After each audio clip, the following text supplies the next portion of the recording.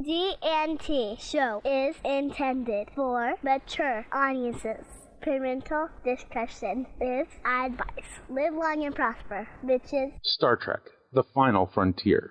These are the voyages of the GNT show, our continuing mission to explore Star Trek storytelling, to seek out new worlds and interesting characters, to boldly go where no show has gone before. Naomi Wildman. I was setting it up. Oh. Welcome to the GNT show, where obviously we have no script. Yeah, let's just get this puppy started. As always, the beautiful, the lovely, the high-booted, short-skirted, big-breasted Terry Lynn. That would be me. Admiral Shaw. She's badass. It's Ceridian. Good morning. It's Sunday on the GNT show. You know the worst part of this morning? It's not the getting up early. It's the fact they're making me wear clothes to do the show. It's time for Coffee Clutch.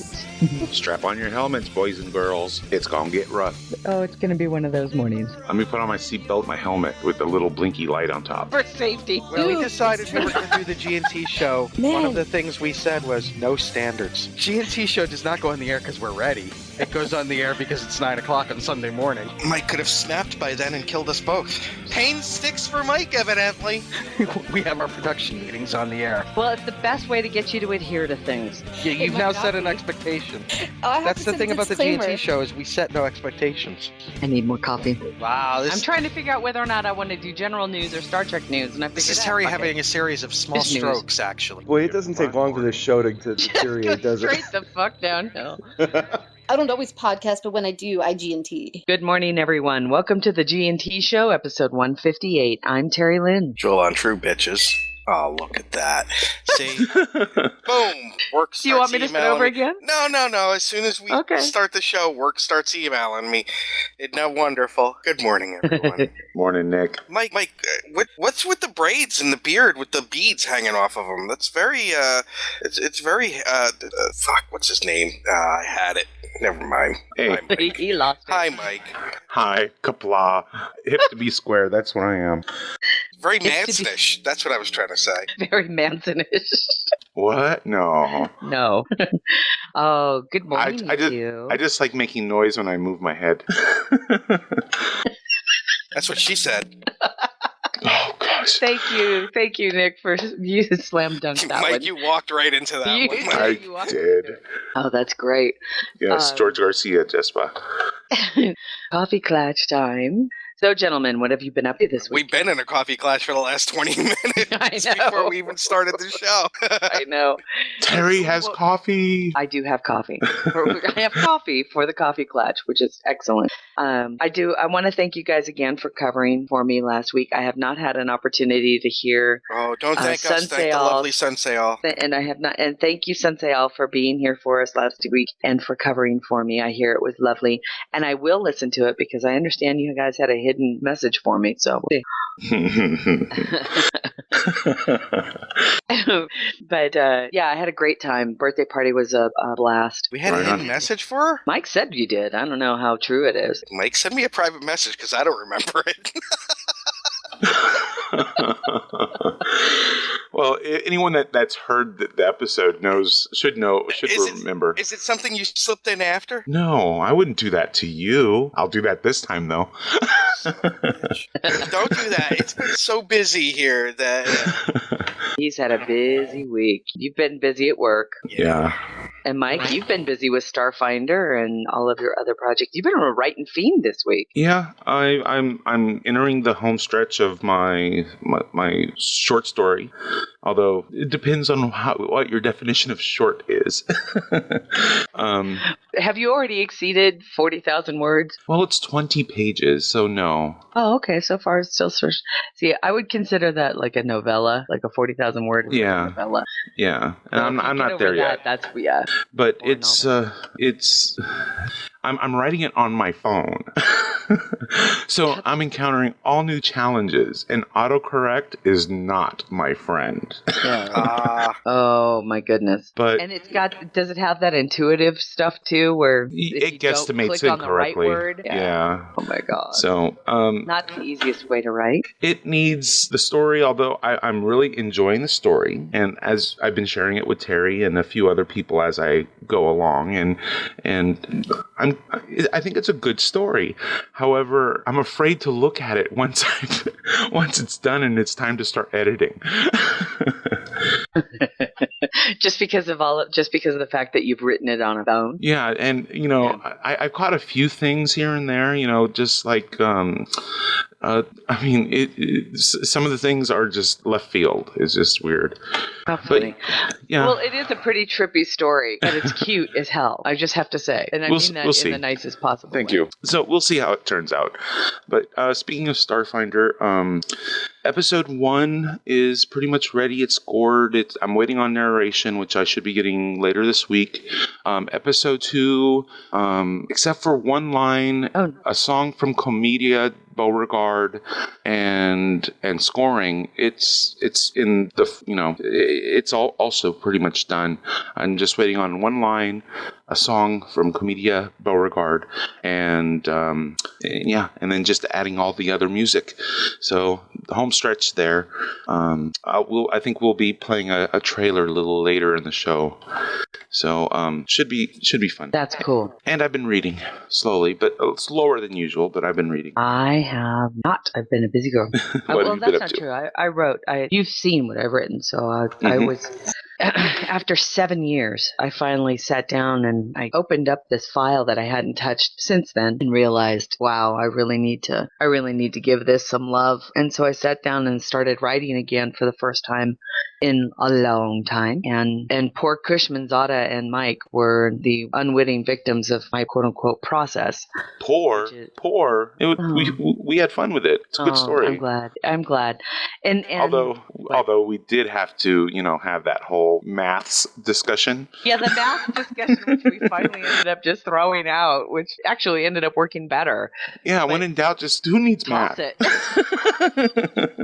Why am I getting all involved in this? Why is this so necessary? And Mike was like, well, it's kind of not. And I was like, oh, yeah, you're right. I was getting tripped up by my own techno babble, and it ended up getting trashed, which was on the chopping block, but it works so much better now. It does. I mean, it works. Ballpark it. It doesn't really matter. And now I understand how a lot of Trek technobabble does get kind of glossed over, or, the whole argument was about distance traveled versus warp speed. And subspace messages back towards Earth. You fucking geeks. I know. And that is like... It was awesome. It was true geekdom. It was awesome. But we learned a lot. I mean, we learned a lot about what I pulled out my subspace calculator. And about whether or not somebody's traveling warp 9. Does subspace travel faster than that? And Terry had an abacus out. Oh, it was crazy. It was crazy. It was a Vulcan abacus. Making more logic. What the hell is that? Oh my God. Midnight Shadow? So yep, funny. because 1 + 1 = 10 in binary. You forgot that part. Oh, tell me about it. Oh my God. It was so funny. It was so funny. But really what I came down to was Mike, because he was so helpful with the geek part of the technobabble, we both got really frustrated going, well, that doesn't make any sense. And I'm like, I know it doesn't make any sense. And then I said, in the big scheme of things, I need Captain Picard to be so far away that it takes 3.5 years for his messages to reach Earth. And he's like, okay, well, why don't you just say that? I'm like, oh, okay, I can do that. And so that's what I did. It doesn't matter how far away he is. Jesus Christ. Nick, just wait till you have a Star Trek maths problem that you need help with. Yeah. See, I won't be having that problem. You know why? Because I suck at math and I know it, so I'll find another way of saying something. And you would have come to the conclusion far faster than I. Yeah, probably. I probably wouldn't even have gone down that rabbit hole though, because I'm so bad at math. You know what? That's cool though. That's cool. It just goes to show that I overthought it. I love the otter. The otter's so I cute, discovered something interesting yesterday that I did not know about. Oh. What's that? Last night went to dinner with my friend Lindsay. You've all heard me talk about Lindsay before. Yes. And then we went to the mall just to walk around and catch up because it's been like 2 months since we've seen each other. And usually we get together like every 2 weeks. So there was a lot of catching up, and everything. And just we wanted to chill out because we both had some serious work stuff going on. And we passed, how in the mall they have those, like the calendar places that are in the middle of the hall? Yeah. The Kiosks. Yeah. So we were passing that and we were looking and she was like, oh, here's the new one I need to get from my office. Did you know that goats and trees is a thing? Goats in trees. Yes. I'm just making sure my headset didn't break down. That was Mike. That was exactly my reaction too. Goats in trees. If they're making calendars for goats and trees, you know that it must be unbelievably popular. Yeah, exactly. And she was explaining to me that places, especially places like Tibet and stuff, where the goats will climb the trees because goats will eat anything, so they climb the trees and there's pictures of and there was one of them where there was 30 goats. 30 goats in a tree. That's the trees. So Oh awesome. my gosh. I mean, I've seen goats. Trees, that's a thing. I've seen goats on roofs. I live in a rural area, but I've never seen a goat in a tree. Wow. I have. I have seen goat. I have seen a goat in a tree. I didn't realize it was a thing, but that's really funny. Wow. That's really fun. Enough to have a calendar. And it was a 16-month calendar.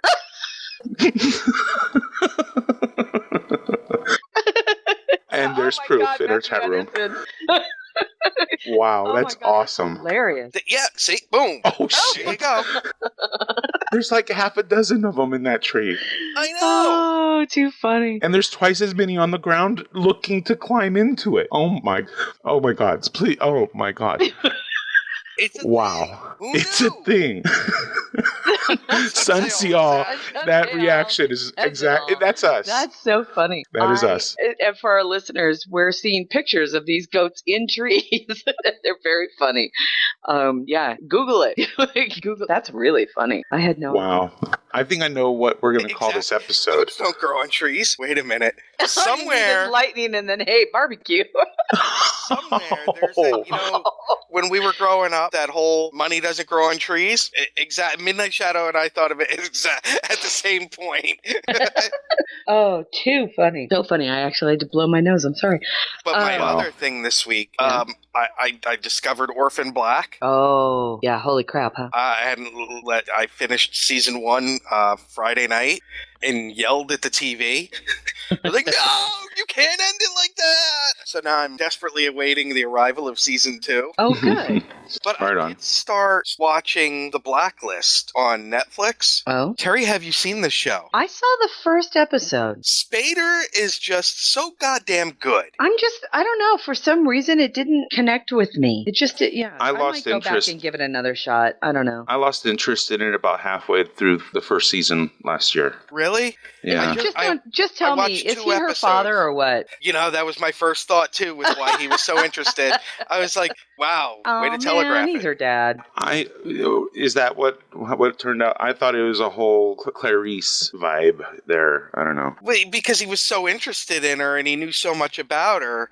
So I've only seen 2 episodes. As did Hannibal Lecter. I know, yeah, I got that vibe too. But Spader is just so cool. You know what I mean? Yeah, he's a great actor. So now I can ask, what did you two think of this week's Agents of S.H.I.E.L.D.? It's back. Skies bangs. # Skies bangs. Sky bangs. What did I think? I think, 1, Sky is looking tremendous. Yes. Poor fucking Fitz. Oh, I know, dude. That crap. took me. I was mad at myself because I didn't see it coming, and it took me through the ringer once they did it. Yeah. And there were hints. A gut punch. There were hints because she was wearing the same thing the entire time, but it's Agents of S.H.I.E.L.D., so you don't really think about that because everybody's wearing the same thing all the time. Yeah. It was so good. I actually liked Porn Stash. I actually liked it. Some people don't, but I liked Porn Stash. It's fitting for the cartoon, for the comic book character and everything, but like I said when we were voxing, the odds of finding a general with a mustache are like so negligible. Yeah. You're more likely to sit in Sheldon's spot on the couch. I'm just trying to figure out how he got his wife, because It's a good point. I'm just saying. Yeah, he needs to look like a douche. He needs to look like a douche. I'm sorry, I'm just going to say it. He looks like a kid toucher. Like a what? A kid toucher. Oh, let's not go He there. looks like the Perry White from the old comics. Thank you. Oh my god. Or J. Jonah Jameson. Yeah. Yeah. But the first couple of minutes when the Howling Commandos come in, I was so excited to see him. I'm a big fan of Neil McDonough ever since Band of Brothers. Yeah. You know, and of course he has a Star Trek connection. Right. But I'm just such a fan of his, and he's like so great for Dum Dum Dugan. And if anything, I'm really excited about how on the edge of campy the Agent Carter show is going to be. It's going to be fun. I hope the Howling Commandos are part of that show. Well, how can they not be? Well, I think it's everything after. I'm not sure. But I want to say that the show is about the post Captain America stuff. Yeah, well, and the formation of S.H.I.E.L.D. Right.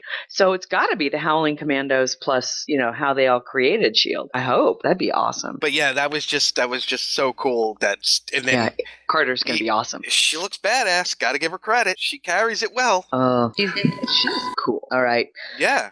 There was something else that. What else did we watch this week? There was something else. Sleepy Hollow and Gotham. Well, Gotham. That was. Yeah. It was a week of premieres. It was a week of Gotham, premieres. Very noir. I like that. I really liked it. I have to say, I really liked it. Donnell Logue was phenomenal in it. Holy crap. I actually kind of had to wonder whether or not they laid the groundwork for too many villains. I know there was a lot of people showing up in that premiere. I thought they did. I mean, because we now know the Joker? No, we don't. The Riddler. Not the Joker. I was just going to say, the Joker, there's going to be a different person every week to give the impression, because that's one thing about the Joker is even though the Killing Joke said who it was, but you really don't know his origin that well. Right. So and so maybe it was the Riddler. It was the Riddler. Oh, it was Catwoman. Is the Riddler. Catwoman. Poison Ivy. Poison Ivy. We also saw the Penguin. Could they have clobbered Poison Ivy over the head anymore with, hey, this is Poison Ivy? No. Yeah, I thought that may have been the one too far. Yeah, I don't know. There was no call to introduce her in the first episode. Now, they could have visited the father and stuff, and then later introduced her as the daughter. You know what I mean? Yeah. Didn't something bad end up happening to the father? Yeah. He got killed. Yeah, that's what I thought. So, and her the first time we see her line, is like, he's a bad man, or something along those lines. Katie and it's like, that? No, Poison Ivy. Poison Ivy. So it's, it's like having that come from a mouth of a child really set the tone for who this guy was. And then you kind of don't really feel bad for her, Yeah, it's like, and she's supposed to get upset over this? Yeah. The guy that plays Jim Gordon, I like him. I think he's really good. But doesn't he remind you of like Jeremy Renner? No, not really. I just really like him. I really like him. I like the potential that the show has. I really hope that they kind of don't, now I'm more interested to see how Harvey gets where he goes, man. I'm just saying. I really, really like that they did the noir so well. And there was a scene where Donnell Logue his character says to Jim Gordon, Jim, you're a good guy. You need to get as far away from here as possible. Something along those lines. And I was like, wow, they really nailed that atmosphere. And I'm not being sarcastic when I say that. That felt very noirish, because everybody in that is so tainted. It's going to be, there is absolutely no doubt. Everybody in it is, but that's the way that Batman and Gotham are, and that's the way they've been written from day one. Really, Jim Gordon was always the kind of like, he's the bat signal of people. Right. Hey, it's going to be, what's going on? It has a lot of potential, but the people in the chat room are right. We'll see where this goes. Fox has a tendency of blowing its load early. Okay, Fox is no NBC, which will cancel something after 1 week. So, Fox will cancel it after 13 episodes. Okay, if you look statistically, because I've looked this up about stuff, they actually let shows last longer than the other networks. The problem is the shows that they do it to are usually more cult favorites than other shows, so the fans are way more vocal about it. And speaking of other which, networks, it's usually like 3 episodes gone. Fox will give a season. Speaking of which, I'm putting a link into the chat room regarding an unusual thing. Fox, speaking of Fox, and its notorious cancellation of Almost Human, they're seeing a Star Trek-like online campaign to bring the show back. It looks like people are pissed, and over the course of the summer have kind of built up this kind of gathering storm of anger, wanting to bring the show back. I think the only thing that goes with that is, and I don't want to be in the vein of defending a network here because you know better, that's an expensive show to make. And Really if they just weren't recouping it, it comes to a point where it does reach a point of no return for a network. Yeah, it's true. It's true. And so it can have such a small, loyal following. It's just the thing that makes I don't think that the problem is that, again... And how many people were finding it on late in this series? Now, you know they've changed how the ratings are being collected, right? It's going to be overnight, then after 3 days, and then after 7 days. Because TiVo and streaming have become such a powerful force that now that's how they're doing it. Which maybe in the long run will help a show like that. Because so many people will binge watch, or watch something later in the week. It's true. It's very true. But the problem really is then it's ad-based revenue, right? It's still ad-based revenue. Yeah, instead of direct to viewer revenue. Yeah. And when you're still dealing with an ad-based revenue, the fact of the matter is that even if you're watching the show outside of a format which forces you to watch the ads, i.e. DVR where you can fast forward through them, the ratings are worth far less than they would be if you were watching it as a first run or through an on-demand product where the fast forward is disengaged. So it all matters. Now, the problem, I think it's just part of that shift to direct-to-viewer merchandise or marketing. If they're ever able to come across and make enough money to make a show as expensive as Almost Human and sell it directly to the viewers without having to worry about ad revenue and still make a decent profit, then they'll do it. But they just haven't, the networks just haven't found a way to do that yet because they've relied so long for, decades and decades and decades on ad-based revenue. Let's face it, since television and radio started, this is how the industry has been based. And for them to realize, oh crap, now we're stuck. How do our viewers now no longer rely on what we make to make these films and then the other side of it is, as stupid as this may seem to people, a show can have really big ratings, but if it's in the 40 plus, it doesn't really matter. It has to be the 18 to 32 for them to really want to keep it, because that's the range of people that they want watching, because 40 plus people have disposable income and all of that. I mean, they're set in their buying patterns, not the disposable income, but you want to reach the 18 to 32 or 18 to 40 crowd that the ads are targeted for. So you can have big numbers, which today I laugh at big numbers because, a 5 is a big number. When we were growing up, it was a 33, which meant 33% of the audience watching TV was watching that show. But dude, they only had 4 channels. Right, exactly. No, and that's exactly the point. But that's how much things have changed, is where now, a 3 or a 4. That's why it was such a big deal back in the 90s when pro wrestling during their whole Monday Night Wars was pulling a 7. That was just unbelievable.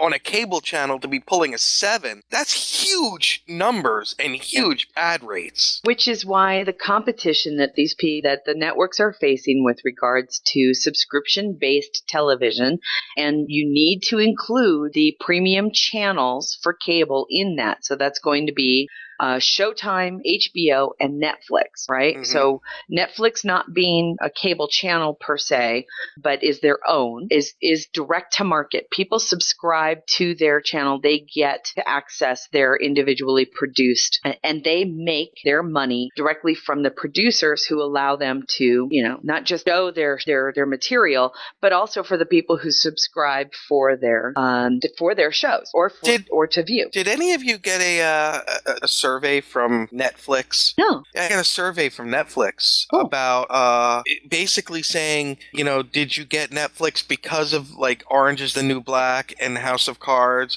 Do you watch these? What other kinds of shows would you want to see? It was basically asking about like the original programming and what kinds of stuff and all. Yeah. Right on. It was interesting. So I actually took the time to fill out that one. Right. And shows that are created by the subscription premium channels don't have to rely on that kind of ad revenue either, because they're getting paid by technically the viewer as it comes down, but through the cable companies that pay them to offer their cable channel to the viewers. Because if anybody watches HBO, how many real ads do you see other than HBO ads? You don't. The shows are not broken up by television advertising or advertising. That's because technically you've already paid for the services. So Game of Thrones is good and as expensive as it is because so many millions of people technically subscribe to the channel. So HBO has all of this money and this freedom of creativity that isn't offered to the networks because the networks are so tied to ad revenue. So we'll see how it goes. Good luck with all of the fans of Almost Human. We'll keep our fingers crossed for you. I came across something this week, and I wanted to bring it up. Let me find it here because I want to make sure I do it right. Oops. Yeah. Okay. Oh my God, I'm still reading some of the Star Trek news that I was going to discuss, but if we're going to wait to do Star Trek news to talk to Nick. Yeah, I got to find this. Okay. Well, then let's start then. All right, Star Trek news. Star Trek news. I am so proud to be a talkie geek. We've got our problems with the film, which we'll get into on our dopey little podcast and nitpick it to death. Star Trek news. So congratulations to the always dreamy David Mack. There's Legos? No. Star Trek news. Yes, the story behind the story. The movie that never was made. They got a Klingon! I know. Sold. Klingon. That's right. I'm going to throw in a Buck Mackay rookie guard. That's right. A Buck Mackay for people. It doesn't get any bigger than this. Star Trek news. Star Trek news. First and foremost, I want everybody to head over to StarTrek.com. Well, not right now, mind you, but head over to StarTrek.com. StarTrek.com has a wonderful 3-part interview with director Nicholas Meyer. Nicholas Meyer, who you know, directed Star Trek II, The Wrath of Khan, and 6, The Undiscovered Country. And he co-wrote Voyage Home as well with them. And he has written a book. I did not know this. Who knew that this book was coming out? I did. Oh, damn. Right on. I'm sorry. I read his last book too, so well, I big fan. He's very well. A View from the Bridge is the name of the book. The Memories of Star Trek and a Life in Hollywood by Nicholas Meyer, the director of Star Trek 2 and 6. Sounds like it's the follow-up to The View from the, which was the other one. So it's only the one book. No. So it's not a new book. It's The View from the Bridge. Yeah, that's the one I read. Oh, okay. Well, I thought it was a new book, and I guess it isn't. I apologize. No, he might have added stuff to it. Well, either way, there's a great 3-part interview over at StarTrek.com. Part 3 is the link that I gave to you in the chat room. And but again, all you have to do is head over to StarTrek.com, click on news, and it'll be right there. Very, very cool stuff. I thought it was pretty funny. I guess somebody there's this article at the Washington Post. I guess somebody at the National Oceanic and Atmospheric Administration's Geostationary Operational Environment I even Satellite. commented on that story. Did you? So funny.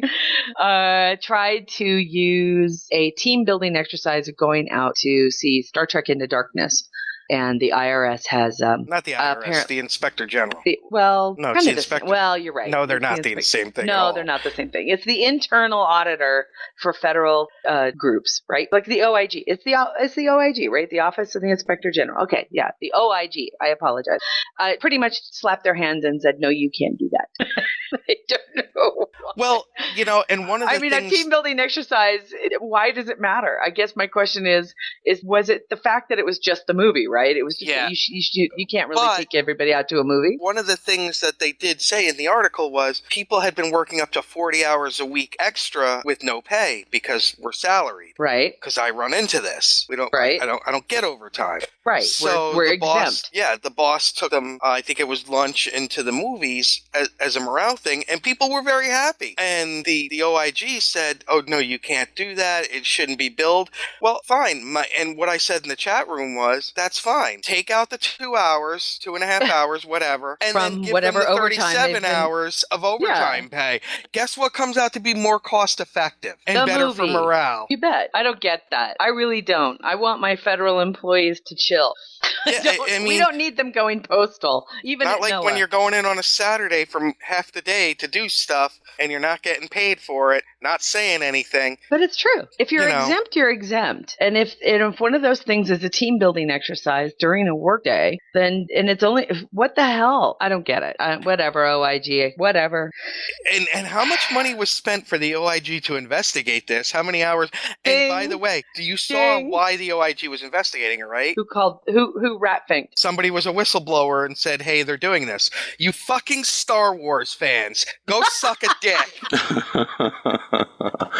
And this is Into Darkness. It's not even like it was a good movie. But still, I'm going to defend Star Trek. That's too funny. One of the other things that came out this week, I'm sure everybody probably heard about yesterday, but allegedly William Shatner has confirmed that he was approached by the team for Star Trek 13. Is it really? They call it 3, but it's not. It's the new the new movie. The new movie. That he was approached by the team for the new movie to do a cameo. Now, what has not been confirmed is whether or not that's actually going to occur. Only that he was approached. So there. Take that for what it's worth. How does that make you feel, Nick? Wait, you asked Nick. Never mind. Well, I'll ask you too, Mike. How does that make you feel too, honey? They're just trying so hard, it seems like, to invalidate the Prime Universe. Because if they pull Kirk in, then he doesn't have a chance to die in Generations, which kind of throws TNG off kilter. I don't know. It just seems... I mean, it's cool. I would like to see old Spock and old Kirk together, but I have a feeling it's just another attempt to destroy the Prime Universe. I don't think it's an intent to destroy the Prime Universe. I think it just shows yet again another... Here it comes. Nick, before I start to spout off, what about you? This goes back to 2009 when they didn't have Shatner in it. I think it's a way to make up for that with him because he's been very pleasant about the JJ movies and all of that. And he's obviously, you know, if you've seen his documentary, The Captains, he developed a good friendship with Chris Pine and all of that. And I just think it's a way for them to you know, they've had Nimoy to pay a little homage and a little respect to Shatner. I don't think it's needed, not the respect for Shatner, but I just don't think it's needed for the film. They need to stand on their own 2 feet and stop having somebody... TNG did not... Matter of fact, TNG went out of their way to not do that. Yeah, it wasn't... later. Well, they had the little cameo from Boris Kelly in the first episode. Right, but that was like a continuity thing. But with very few exceptions, you know... I just think it's a way for them to make fanboys want to squeak. I don't disagree. Part of it, you said, is politics, you know. Which is really kind of, here's the real game of it. If you're so willing to retcon bullshit into your story in order to suck an actor's dick, there's something wrong with your creative process. Yeah, it should be about the story and what works best for the story, not who you can... Now, hold on. Not the kitchen sink you can throw into it. Thank you, Sensei. We have to be careful. All we know is that they've talked about this. We don't know what it would be. We can't say that they're retconning anything. We can't say that they're sucking somebody. We can't say any of that. Because we're doing the fanboy thing. We can't do that. We have to be above that. The G&T show, we're above that. No, we're not. But I was going to say, what is Nick smoking? We are automatically writing the worst case, and we really can't do that. Okay, the worst case scenario would be him being in the movie. I think it would be funny if he was in it, but not playing Kirk. Now, that would be funny. I wouldn't mind that. I'd like that. If he was like... all they said was that he was approached, right? Did they say it would be as Kirk? No, but that would be freaking cool. If he was like a janitor or something like that, that would be really funny. Or young Kirk's uncle. You know what? That's not bad. Oh, the douchebag. We haven't seen him yet. That's not a bad idea, Mike. See, so you guys have gone from assuming they were jamming him into something because you want to know why? Because you know that's what it's going to be. I I have no faith. I have no faith. Remember, there are people removed After the con debacle last people film. removed from the whole process. True. But the people that are still there were still a part of it. Who may have been shouted down. He's also responsible for some of the other craptastic scripts from other genres. But he's also responsible for some good scripts. We've got, look, Braga wrote Threshold. And Orsi wrote? He's digging for a good one, guys. I was just thinking about how... the fact Lindelof is you can't come up with one that he wrote that was outstanding. I think Lindelof is actually responsible for more Drek than Orsi to me. I don't necessarily disagree, but, when you're looking at two rotten apples in a basket, you don't want to eat either one. You pouring coffee? Yes, because I have coffee. I actually heard you pouring it. Oh, okay. So that's going to be a very interesting thing to watch. I'm trying to remember. Didn't he write for Fringe?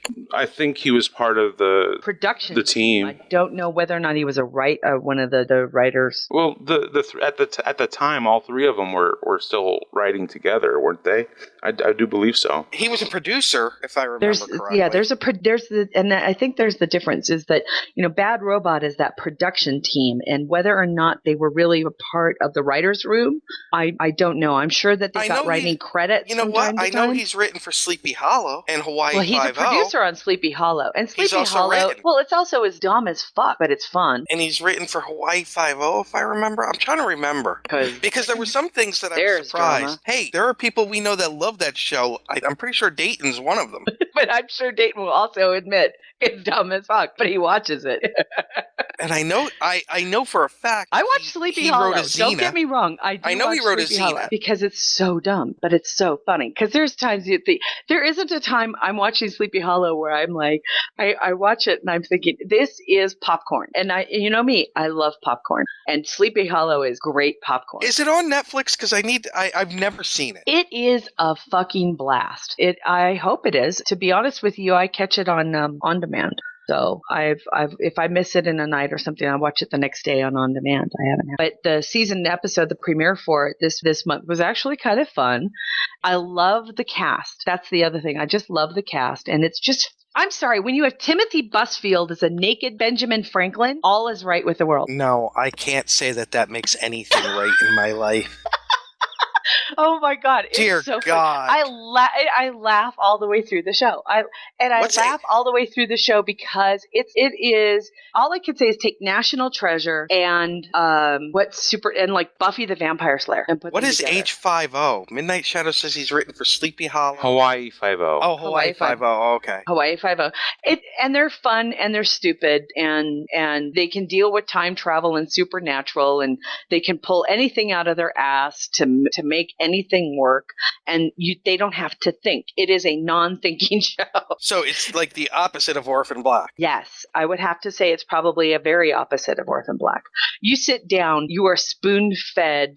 You're spoon-fed throughout the entire show. It is you don't have to work. You don't have to work for this show. You just don't. You've got, I'm serious. You got a naked Timothy Busfield as Benjamin Franklin. We've already heard that. We don't need to hear it again. Matthew Anderson, you have to find a picture from No, Matthew, you don't. You really don't. Oh my God, I roared. It was very, very funny. And it's also a show where the main character, who has been, is Ichabod Crane, has been essentially wearing clothes he was buried in since the beginning of the show. Like, he really needed clothes. Now, they've been washed, but still, he really needs to wear new clothes. What, did I lose you guys? Nope, we're here. Oh, okay, cool. It just got so quiet so fast. Because you kind of put us all into a coma with naked Timothy Busfield. Yeah, trying to scrub the image from my... has nailed it with that gift. Which one is it? Let me look. Oh, the Janeway. That's great. Well, let's... I found the thing I was looking for. Okay, great. Talk about it. Cracked did a thing. It was 5 TV shows that get more praise than they deserve. Okay. One is number 5 was The Big Bang Theory. I know a lot of anti-Big Bang Theory people, and I don't know. I'm not one of them. The show makes me laugh my ass off. I don't know if it's because I think being oversensitive or not sensitive enough. I don't know. I was waiting to see if that's what you would say, because that was the thing. there was a thread on a Facebook thing, and it was basically geeks complaining how ugly the Big Bang Theory is and blah, blah, blah. And I was like, funny. When it's our thing, we're super sensitive. But when it's something else, it's the funniest thing ever. You know, I was like, just stop it. It's a sitcom. It's not reality. It has to be broadly drawn. Right. And they're not making fun of Arsperger's. God damn it, Matthew Anderson. Thank you. Thank you, Matthew. Motherfucker. He does look like Ben Franklin, though, doesn't he? Oh my God, I roared. I mean, that's the reason why I watch this show, is just to see what kind of out of their ass bullshit from the the revolution they come up with. Launder her retinas.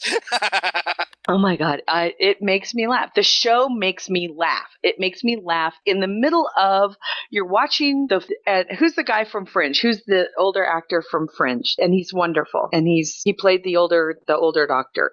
He plays, it sounds so funny, but he plays the son of Ichabod Crane, who also happens to be one of the 4 horsemen, and he's the horseman of war. And so he's this wonderfully evil character.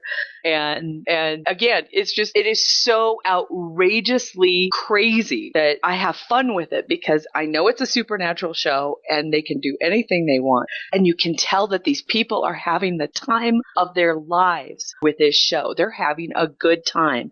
And when your actors and your writers and the crew and everybody, they come together and they're just looking like they're having a ball, it is fun to watch. And that's why I like Sleepy Hollow, because it's completely and utterly dumb, but it's the number fun. 4 show was Doctor Who. As being overrated? What More American wrote this? No, more praise than it deserves. What American wrote it? That should have nothing to do with it. It doesn't. I'm just pointing out. They say, is there anything on television right now that polarizes society quite like Doctor Who? There are only 2 sides you can be on relation to this show. Either you hate it or you're wrong. Well, no, I don't. Was that a quote from George? No. It sounds like a quote from George. The first 37 seasons to get into it. No, it will not be better now that there's a new doctor. Nothing that can ever happen will change my stance on this show. I'm not sure even where to start as far as reasons why I can't stomach it. For one thing, has there ever been a time when this show didn't look like the most low-budget shit ever? That's part of its charm. Doctor Who has been on the air since way back when your parents were still fucking. That's a great line. Special effects have been evolving the entire time, but you wouldn't really know it watching this public access looking nonsense.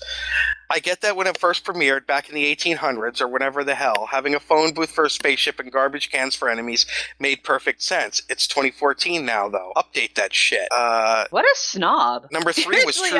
I'm listening to this and I'm going, what a snob. If you're fine with making that kind of change, updating that shit happening around him shouldn't be that much of a stretch, right? Talking about a different doctor. It will never happen, though. Doctor Who has an untold number of decades to transform itself into something that doesn't look like a Saturday morning cartoon come to life, and has made absolutely 0 strides in that direction. What's so wrong with looking like a Saturday morning cartoon? I'm like, wow, this person's got some serious anger issues. I've had them myself. I understand. When it comes to Trek, I'm extraordinarily tough. But Doctor Who, that's part of its legacy. It's all about, if there's anything about Doctor Who I will always give them credit for, is that they are so willing to give up the cost of updating their effects and their props and everything like that, because what matters to them is the story. What matters to them is the story. And the story, if everything was thrown out, would still be fantastic. And that's why they're still survived for 50 years. So give them credit. Jen is in the chat room. Number 3 was True Detective, which I have not seen. I hated it, but really? That's just, I actually sat through it, and I don't know why I did. I think it was because everybody was like, oh, it's really not that bad. But again, it was a show about characters that were heinous. The storytelling aspect of it, though, was kind of cool. Yeah. So Number 2 was Orange is the New Black. And it boils down to, let's see. I want to see what the snob says. What does this person say? How neat was it when the entire first season of Orange is the New Black premiered on Netflix all at once? Fuck waiting. Let's just watch it all right now. It was a pretty brilliant idea, and it's the only way the show could be watchable for an entire season. If you don't believe me, try an experiment when the 3rd season rolls out. Instead of watching every episode in one sitting, watch it like a regular series. Pick a day of the week, pick a time of the day, and pledge to be in front of your television watching at the same time every week. Once you've done all that, watch one episode at a time. See how long it takes you to stop caring about what happens to a single character on that show. You know what this is? This is that is a good.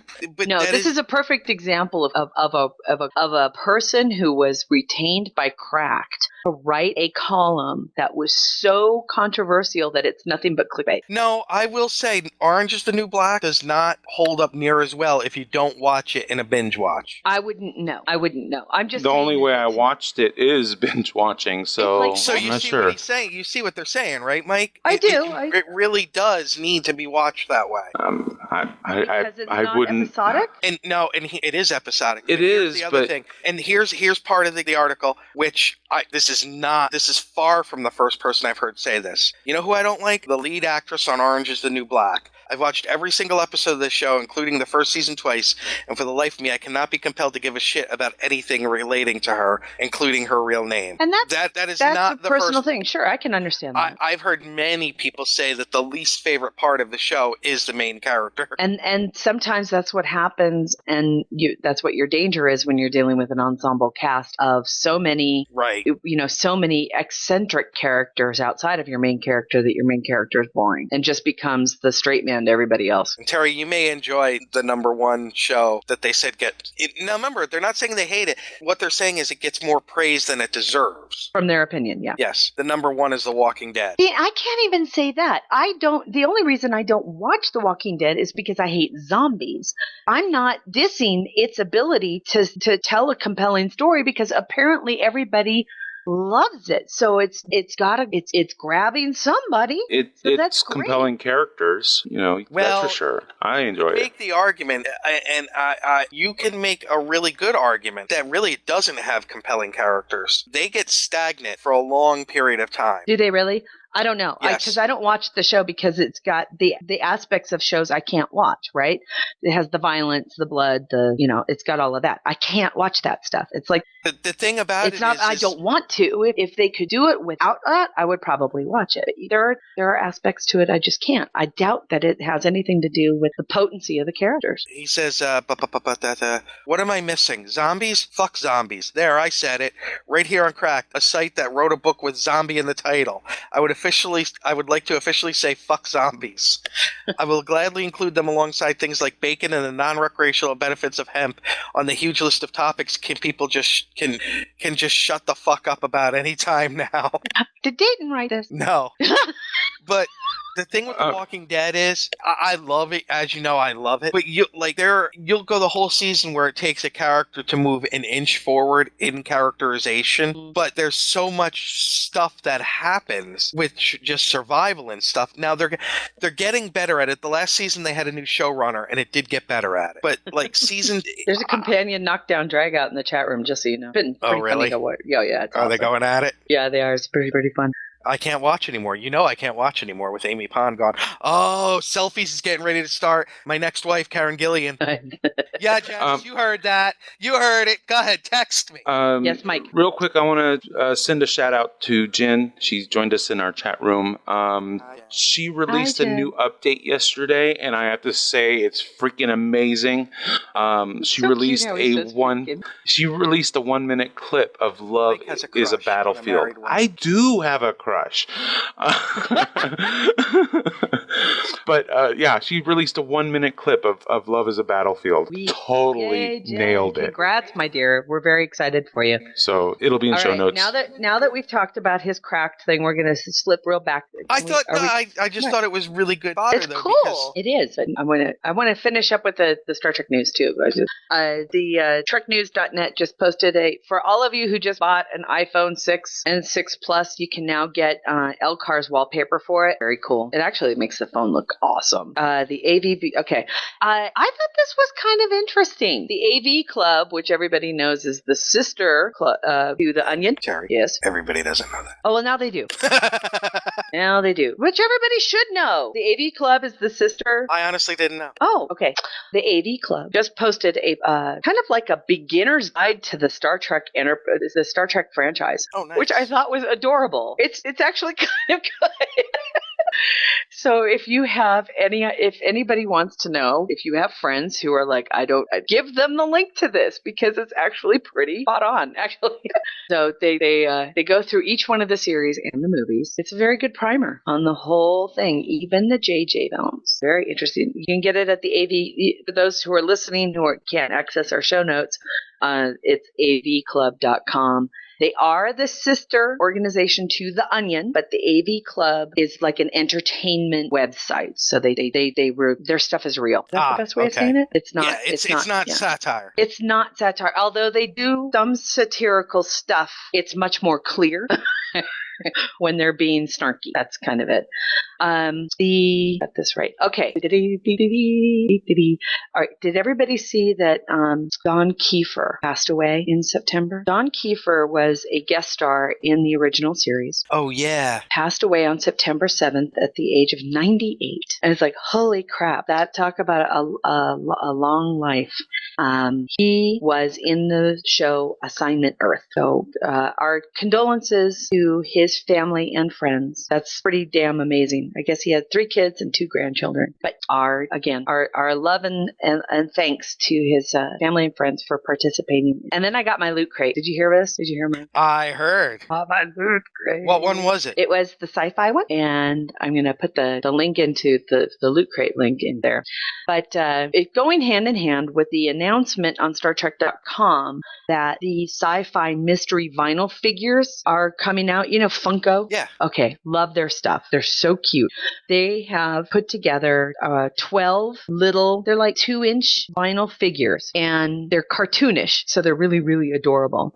And there's like a Predator, and there's a RoboCop, and there's a Mal Reynolds, and the Mars Attacks thing. And there's like a little, they're so cute, but there's a little Spock. And one of the things I got in the Loot Crate was the Mal Reynolds Funko vinyl. The way that Funko does these is you can go to your local comic book store, and they're mystery boxes, right? You buy a box, you don't know which figure is inside, so they're kind of tradable. You don't know exactly which one you're getting, but the Spock one is adorable. It's so cute. But this month's Loot Crate box, which everybody kind of actually it was John Van Sitters who talked about the fact that there was going to be something Star Trek in the Loot Crate. I was like, okay, I've got to check this out. And sure enough, it's a QMX has created a tribble, and then they've put it into a little specific kind of a cage, a little plastic cage. And I got the Mal Reynolds. What else did it got? I got a poster of the Han Solo in carbonite, a magnet, a button, a code for Halo Comics. Halo, I guess the game Halo, it now has a comic book affiliated, so I can download one of those for free. That was kind of cool. That's kind of cool. Code for it's just, but there's a box of who's a big fan of Alien, the movie? Me. Okay, I got an action figure of Dallas. Oh, cool. So I'll give you him the next time I see you. You can have him. It's all cute. Yeah, there's some really fun stuff, and it's like have you seen those bark boxes for your dogs? Where you get like the monthly box of like dog toys. That's what this is. It's Loot Crate for your one of the cosplayers I follow a couple of months ago. She put up a video because she was all excited because she got her first Loot Crate, and when she opened it up, I thought she was going to piddle all over herself because it was all Wolverine and X-Men stuff. Oh, that's fun. Yeah, so one of the other things we got in this was you get $10,000 of the money from Firefly for the bank robbery episode. Oh, nice. So it's really cool. It's got dragons, and it's written in multitude of different languages. It is the coolest stuff. So it was fun. I really have to say it was cooler than I thought it was going to be. And the good thing about that, if there's something you don't like in it, you have, and I mean this in the best possible way, perfect gift stuff for the geeks in your life. You know, that's a really good idea. Like I said, I'm not a big Alien fan, but now that I know that you are, you're going to get my Alien stuff. Speaking of which, I cannot wait. We're like just days away at this point. My copy of Alien Isolation should be arriving anytime soon. soon. Oh, cool. Do you know what that is, Terry? It is the game for the new video game, right? Yeah, but it's not a first-person shooter or anything. It's basically you're trying to get away from the alien on a ship. You're Chadley's. You're one of the characters, are you? You're Ripley's daughter. Oh, okay. Interesting. Yeah, like 50-some years after or whatever. And oh my God, it just looks so amazing and terrifying. And we were talking about it in work because one of the girls had seen the trailer for it online, and she asked if I had seen it. I was like, oh yeah. And we both said at the same time, lights out when you're playing. Can't play it with the lights on. Got to play it in the dark. Oh, that's creepy. Yeah, I'm so excited. Well, Alien is like Star Trek. It does not have a good record of games coming out of it. Yeah. And you would think, they're franchises that you would think would be a no-brainer. There are times I do question. Now, Mike, what's going on with Starfinders? We know when our guest might be stopping by. Well, he is in the chat room. Okay. If you want him in the conversation, that can be arranged. I was going to say we have 3 more things to talk about, and that's going to be the cons and cons. And what else? Crap. We have an Ask Dayton. Oh, and the game. Duh. And we have an Ask Dayton. Why don't we do that now? The Ask Dayton. All right. Did you see who's here? No. Our special guest this week, none other than the man, the myth, the legend, Author extraordinaire. just ask him, Dayton Ward. Up in here. He's delicious. The man is a sage. Dayton Ward is here. Hi, Dayton. Hello, Dayton. Hello, Newman. And Mark just handed him his complimentary gin and tonic for the G&T show, so that's always good. That's good. Firefly vodka. See, if we knew he was coming, we would have taken him to the green room with the green women. God damn it, go read the Ask Dayton. Oh, Dayton. Dayton. Dayton Ward is Grumpy Cat. Dayton Ward, troller of trolls. He's such a diva. Pay attention, Ask Dayton fans. Everybody got their pad and pencil ready? Yes, I'm ready. Would you like to be a part of the Ask Dayton experience? Send your questions to hosts@gntshow.com. Number 105, is that right? I think it's 106. I think, well, that's how he numbered it. You would know then, huh? Well, Depends on how much vodka was flowing. And by the way, before we how much start, Firefly was involved? Before we start, congratulations, Dayton, on a new chapter in your life. Did you read Yes. that, Terry? Oh, yes. Oh, I knew about it beforehand. Yes. Yeah. So yes, And- congratulations. It's scary, but exciting. But now he can write all day long. Go ahead and explain it for people that may not know. Well, Dayton, as most writers do, for the past, has always had the quote unquote the real life job, right? The day that job. he had. The The day day job. job. And then he somehow, I don't know how the man ever slept. I really don't, because then he wrote after he got home. So he had 2 jobs, being a novelist and working for HP, I think it was. Mm-hmm. And he knew for the past few months that it was possible that they were going to be doing a downsize. And so instead of him going out and trying to find a new job, since things seem to be going pretty well with the novelist gig, his wife and he have come to the decision that he is now going to be a full-time writer. So He's quit his day job. Quit his day job. Well, actually, he took a parachute, or he took a package from his day job and is now a full-time writer. And we wish him the very best. So we're going to do what we can to support you and the kids. Mm-hmm. And so, yay. Wait a minute. I'm not supporting Dayton's kids. All right, I got enough trouble supporting my own. You're going to buy his books and you know it. That goes without saying. Please. So yes, congratulations, sir. Dayton. Congratulations, And I know Dayton. it's frightening and all of that, but as I said to you, all kidding aside, if there's anybody that can make it work and succeed, it's you. And if I ever win the lottery, then... No, you're not. You're going to be my sugar mommy. Stop with the date. Mike and I will be moving in. If I ever... Well, that goes without saying, but I'm just saying the G&T show will be able to pay. Mike, there you go. can build a whole basement for Mike with a studio, and he'll be like, did you see the movie Serenity? Yeah, no, I haven't, but I know what happens in it. Mike, you know the dude I'm talking about? Yes. That would be you. He's got like 10,000 screens in the Android hot chick. Yeah. Exactly. Yeah. Oh man, that's great. I'll receive my food through a mail chute. Yeah, I can't think of Mr. Universe. Mr. Universe, that's right.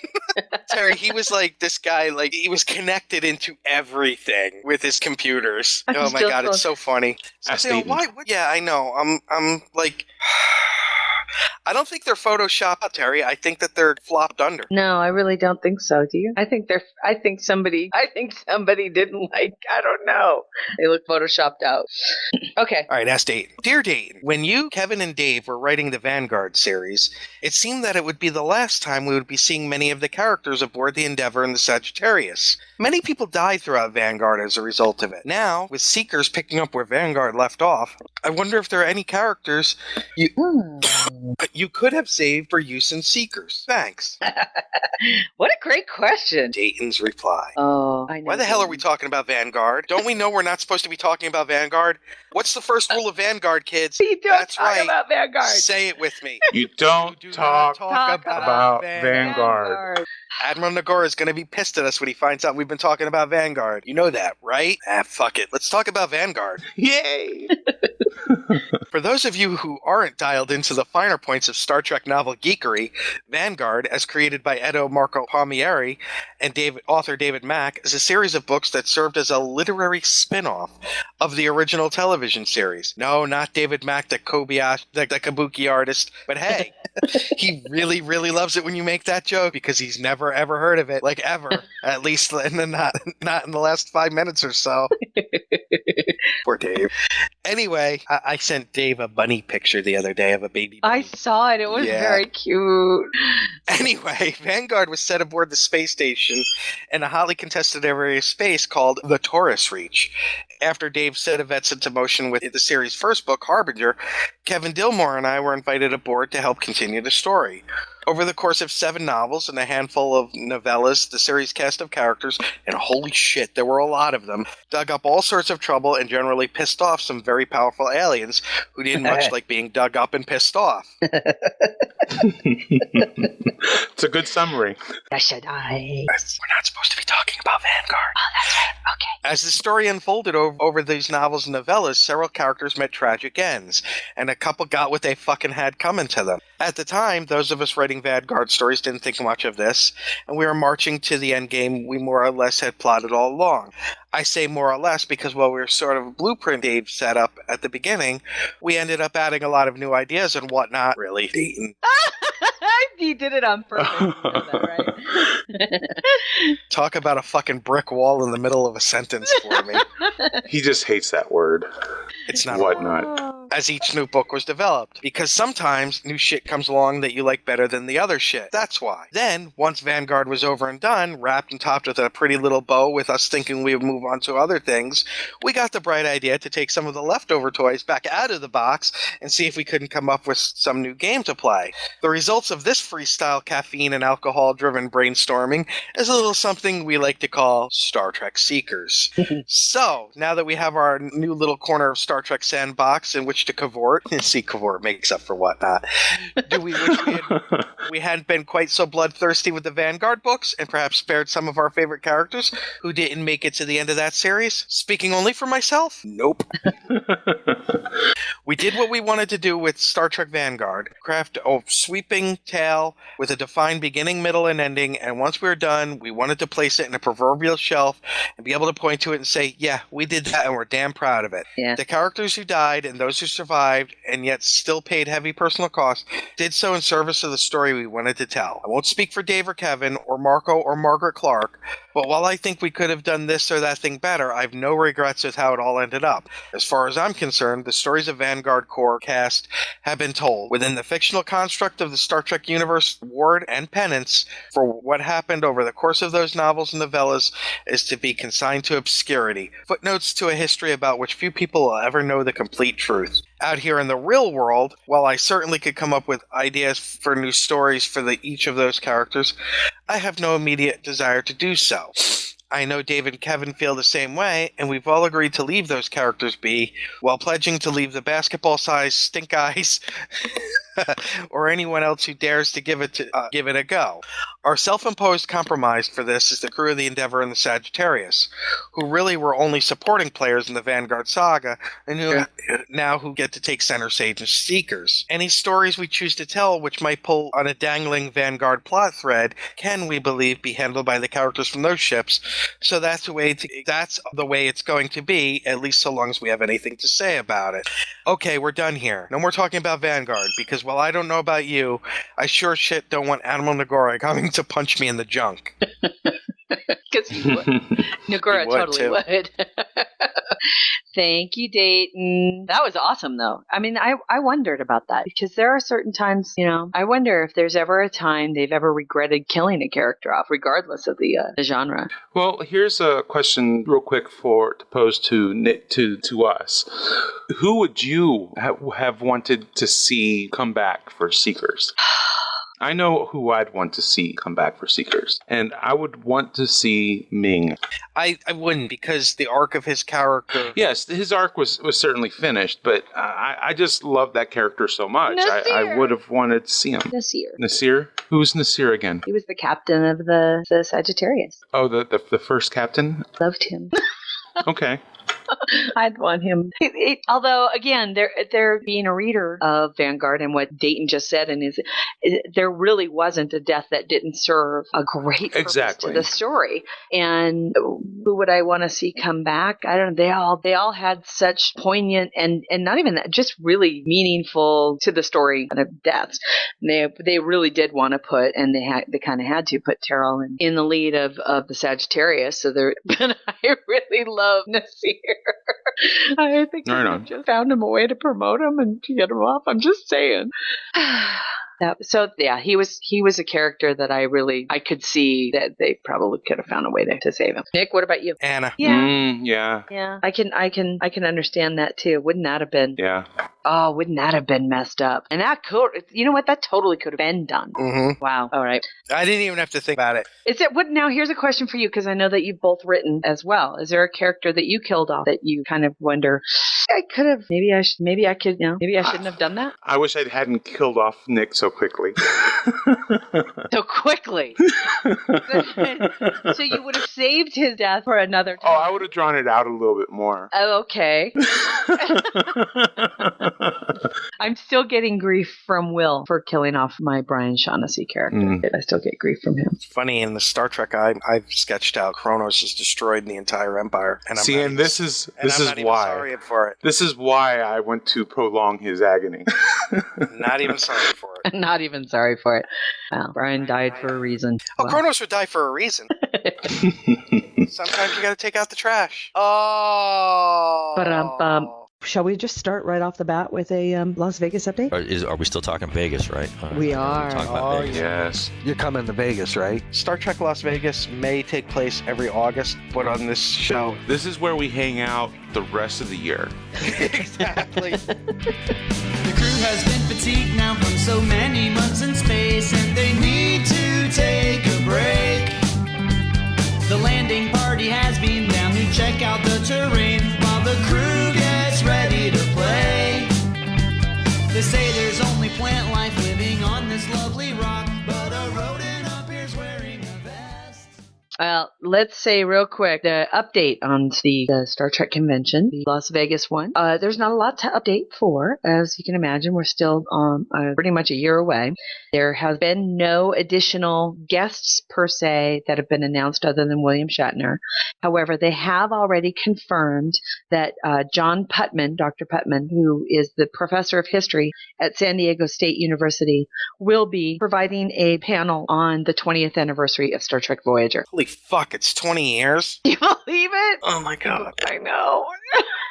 I turned 45 this year. It just struck me. Oh, honey. It's okay. 50 is not so bad so far. Not so bad so far. The big news is we've got a press pass for Destination Star Trek London. Yes. Which we're just so excited about. And thank you so much to everybody at Destination Star Trek London. Our correspondent, Midnight Shadow, will be attending. He's got the pass.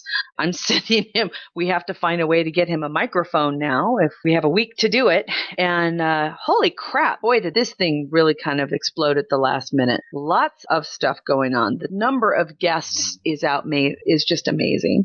Put the panel. Come on, Poppy. Is that Steve? Yes, that's Steve. Hello, Mr. Midnight Shadow. How are you? I'm good. How are you? Excellent. We are very, very pleased to have you with us. You want to give us an update on what's going on with this amazing thing in London? Yep, we have 5 days until it all starts. There hasn't been much news this week. They have announced that they've got this sort of masquerade thing going on, where they've got, it looks like, kids, they have these cardboard masks with string that ties them on of like TOS, TNG characters. Oh, Looks cute. Pretty weird, Have you, to be honest. made your accent more Englishy at this point? What's going on here? What do you mean more Englishy? I don't know what he Seems means by thicker this week. Okay. Seriously. No, nothing different, apart from allergies are slightly better, so I can breathe more, so that might be Are you it, drunk? but Is that what it is? I haven't had a drink for over 7 years, but... Oh, I'm so sorry. I'll kick him in the nards later. There you go. In the arse. The arcs. So what else? No, when are you heading in, and what are you looking forward to covering most? I'm just looking forward to meeting other Star Trek fans, really. Right. So I'm looking forward to just going there, talking to other people. I only went there for the Saturday in 2012. And yeah, it was great meeting up with people I'd been talking to for ages over Twitter and Star Trek Online and all these things. So it's great to actually meet people in person. And yeah, it should be a lot of fun. So from work, I've got a video camera and things like that. So I'm going to hopefully get some nice stuff that will stick up on YouTube and that afterwards. And yeah, it'd be nice just talking to other Trekkies. Excellent. Well, we're just so thankful for you and all of the efforts that you've been putting forward on behalf of the GNT show and helping us cover what we just can't get to. So thank you, Steve. That's all right. We're very, very happy. If the internet connection's working okay while I'm there on Sunday, I can hopefully give a live report on the Sunday, because of course you guys go live at 2 p.m. So that was a squee. Sorry, didn't mean to hurt your ears. I didn't even hear it. You didn't? hear Oh, anything. okay, good. Maybe my mic pitched. didn't pick it up. He may have shorted out your mic. It was pretty high pitched, I admit. It was probably something my dogs heard down the hall. I know. So tell me, there's 100 plus. The Enterprise Blues Band's going to be there. It's like, holy crap, this thing is huge. Yeah, we've even got Vic Fontaine at the Saturday night party. You're going to love it, dude. You're going to love it. Well, the thing is, that's when the Stowe get-together is as well, so I'm going to try and see about going to both. But you've also got Tim Russ performing that night on Saturday as well. I got to tell you, I mean, I love me some Stowe and stuff, but James Darren, this may be your only chance. Cheers to it. I just think you have to go to, just saying on a personal note, yeah, the game will be there next year. I'm not saying that he won't be there, but I'm just saying that he's that good, and he's just classic in every possible way. You have to go see him. You just have to. And who knows if he'll go back to London next year or wherever destination decides to set itself up for its 4th year. Do you have a feeling that they're going to move back to Germany next year? I would like to think that they're going to start doing Germany and UK on an annual sort of thing. Really? That would be rotating them. That'd be scenario. interesting. I might just sort of wishing here, but the thing is they didn't get as many people that they did in London to go to Germany, but it was still a big turnout. And the thing is like STLV, you do it on an annual thing, and unlike what they do at the moment, which is announcing it only like 5 months in advance, you actually say to people, especially with the 50th anniversary coming up, you say, these are the dates for Germany, these are the dates for the UK for 2015, for 2016, they'll get a much bigger turnout. Because not only that, just for booking stars, never mind people going there as well. Right. I don't know how they're able to, well, they must be making these plans a year or plus more in advance. They just don't announce them. But, wow, that's a beastie of a project for them to put together in a 5-month period of time and to sell all the tickets and everything. I mean, the 25,000 people or so that show up for the Las Vegas convention, it takes them plus a year. And they already have the dates booked for 2016. So we already know where things are going to be for the 50th anniversary here in the U.S. So much so that Creation even announced that they were pulling back on its other Star Trek conventions in other areas in order to focus more on the 50th anniversary for 2016. So I'm just hoping that they start doing something similar, because there's so many people I know, you going to London? Well, no, because I'd already made plans. And it'd just be good that if they're going to start doing these things regularly, because half of us expected that London wouldn't see another convention until next year because they had it in Germany this year. Because for 2013, there was no convention. Then in February, we had Germany. And then for October, we're actually getting Destination London. So I'm hoping, as I said, that they do 2 in the year as well. So they've got 1 in Germany for maybe a lot of the Europeans that can't get to the UK, and then maybe London later on in the year again. Interesting. They've got so many things going on. One of the other things announced this week is the CBS Action Stand is back now. And now tell us what that is, because that is something we don't have at the Creation events. I've just put the link in the chat room. Basically, they've got a transporter pad, and there's an app you can download to your phone, and you take a photo of yourself, and it's like you're getting transported up. Oh, okay, that's really cute. I'm putting a second link in the chat room. That's actually, I uploaded that to my Instagram page because I spent about 3 hours trying to find it this morning. And that's my picture of me in the transporter pad in 2012. Only problem is because I'm wearing sort of blue colours, the effect doesn't quite show up as well as it could. Oh, that's kind of cool, though. That's really cute. So what I'm hoping Dude, you part your hair in the middle? Yeah. I've had the same hairstyle since the 90s. 70s? 90s. I wasn't born in the 70s. I'm not that old. There you go. Touche. You got him, Steve. Congratulations. Jesus Christ, you got Shemp's hair. Aw, I love his hair. Leave him alone.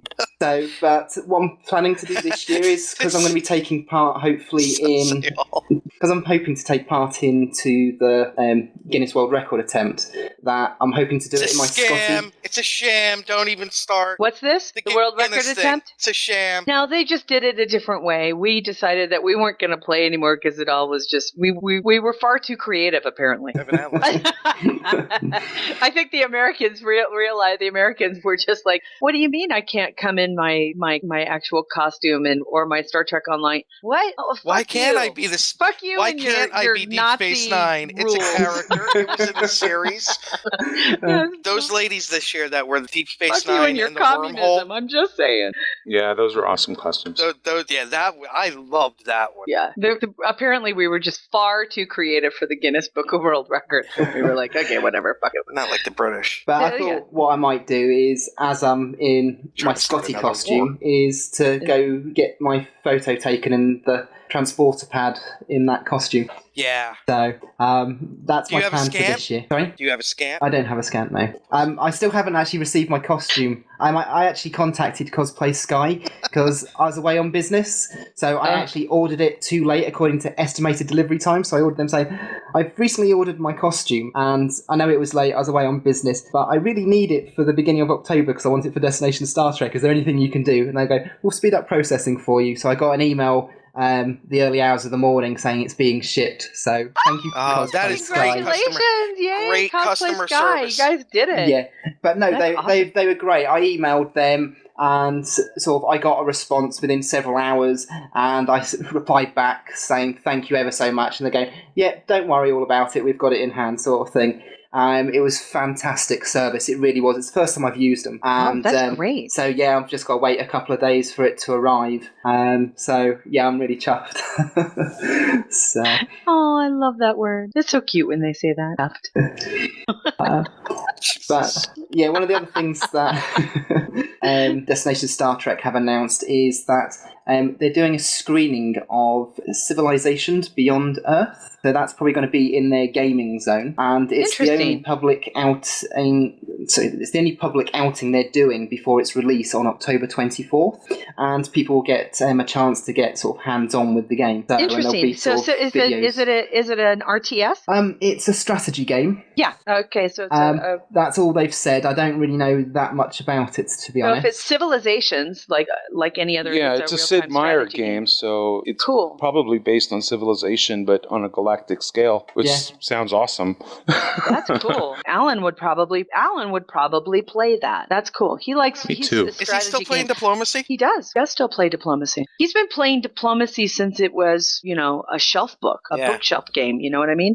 And he used to play with other people in the mail. Just leave it right there. With Alan the used US to play mail. with other people. He used to play with other people. No, when Diplomacy came out, it's a strategy game, but it's a turn-based strategy game that you used to have before we had the internet, everybody. You had to play by the US mail. So you would get your other players' mail moves sent to you with an envelope, and you'd open it up and there would be, the country of Prussia makes this move. And it would always come, and if you were really creative, you wrote them as if they were, diplomatic communiques. Yeah. So now it's all computerized and you can play it. They have different ways. You can do a 24-hour turn-based, 48-hour turn-based, or 6 hours, I think.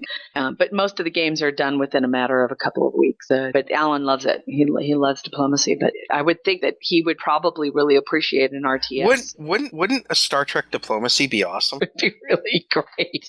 It would be really great. You get Federation, Klingon, Romulan, Cardassian. Yeah. Fuck Dominion. It'd be awesome. Christ, there's so many things you could. Yeah, that would be awesome. Omega, no, you're not the only one, sweetheart.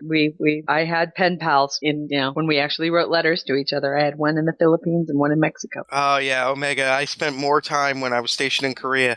More weekends were spent playing Axis and Allies with my 4 boys, and we would just start on a Friday night, and somewhere around 5 o'clock on Sunday morning, Japan would capitulate. It didn't matter, but eventually Japan would capitulate. Well, that's awesome. Then we started having real fun. This one time, the guy that was playing the Soviet Union, I almost felt bad for him, except he was such a douche nozzle that it was great to do. We slipped notes to Japan and Germany of what was going to happen, like early in the game, and about halfway into the game, Britain and the United States just went all out and attacked Russia out of nowhere. He was like, "You can't do that! You can't do that! You bastards!" Well, like, Steve, why don't you stick with us? Yeah, sorry, Steve. Why don't you stick with us, because I know that you're also a Stowe player, so let's talk a little bit about Stowe. Well, before we do that real quick, don't forget November 15 and 16, we have press passes, and we'll be covering the Great Allentown Comic Con with Nichelle Nichols being very there, cool, which is very cool, and Michael Biehn and Jennifer Blank. Michael Biehn, of course, Terry's reaction.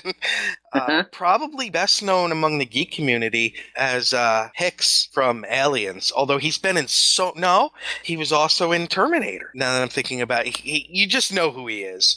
And I'm very excited to see Catherine Sutherland. Anybody know? Anybody? Quick? Anybody? No. She was the Pink Power Ranger. Oh, that's awesome. Yeah. And it's really neat to see how amazingly tight the Power Ranger fandom is. Oh my God, I couldn't believe it when the red and yellow Power Ranger were at the last one. Yeah. The line for them was like insane. Yeah, it's cool. I think it's cool. This is, I just love it. I love geeks. I always have. Power Rangers were after my time. Mine too. We were Ultraman. I look at Power Rangers as Ultraman, the next generation. Does it age me if I say that I was beyond Ultraman, that I was like Kimba and Speed Racer? Oh, I was Speed Racer. I was too. Thundercats. Oh, you're Thundercats so young. Was He's my so younger young. brother was Thundercats.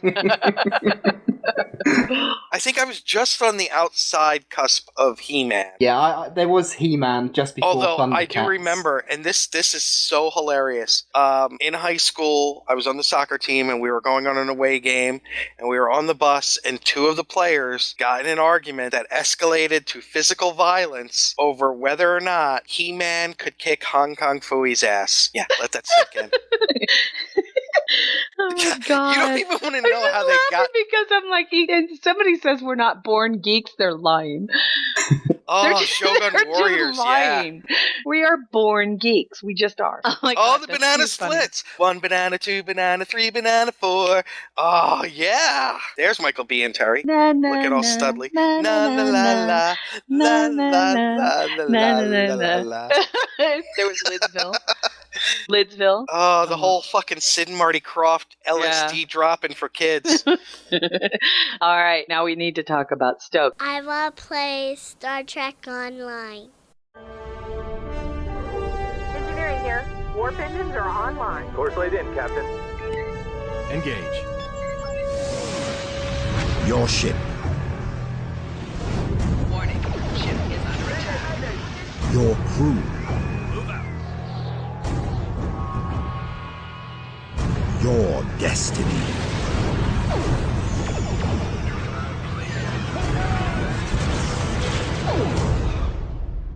All right, now we need to talk about Stoke because we only have a few minutes left in the show, guys. We had a good interview yesterday, although I could only be there for half of it. It was great. We had a great conversation. I'm sorry, unfair. They put Captain Caveman in. I know, Captain Caveman.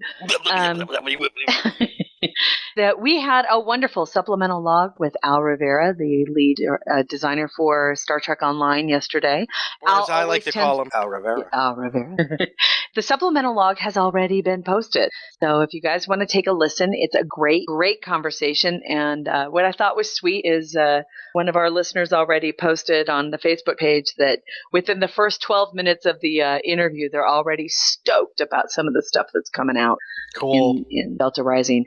It was fun. Yeah, you did get to miss a few things, Nick. We talked about, after you had to leave the interview, Mike and I and Al talked about so many new systems are coming out in the new Delta Rising expansion that it's kind of mind-blowing. Not only is there the gear upgrade system. There's so much to do. Holy so crap. much to do. Yeah, I've only just got one of my beam weapons up to gold, Mark 14, and it took forever.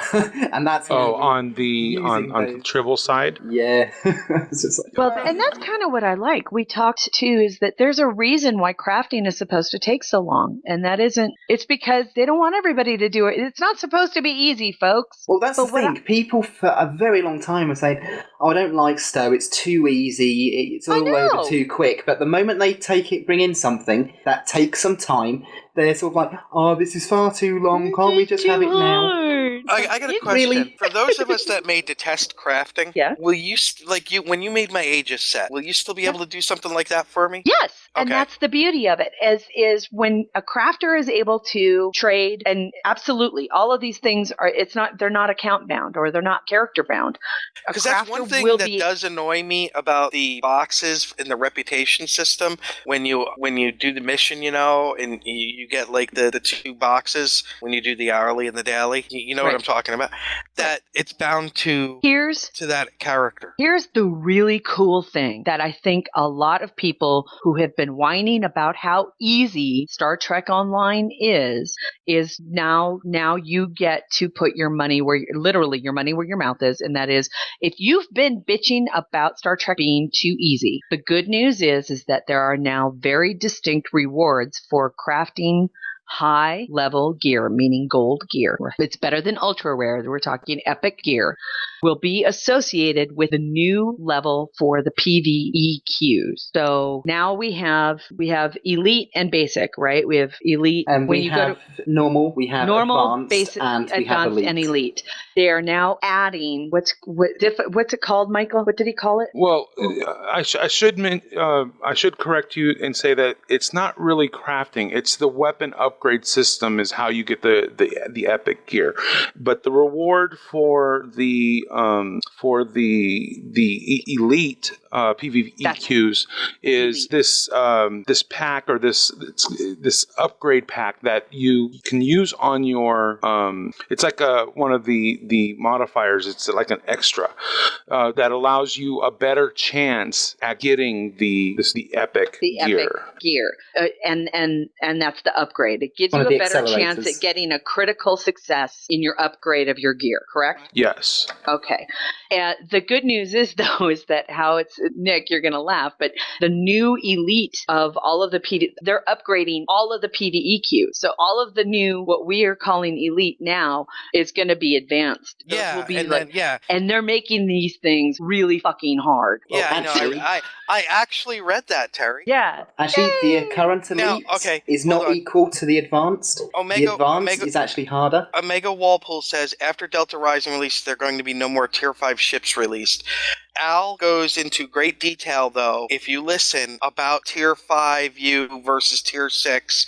I'm very happy keeping my fleet sovereign. Me too. I'm going to be very happy with my fleet advanced escort, and then I did buy the new Delta pack, so I'll be getting my Tier 6 cruiser that I want.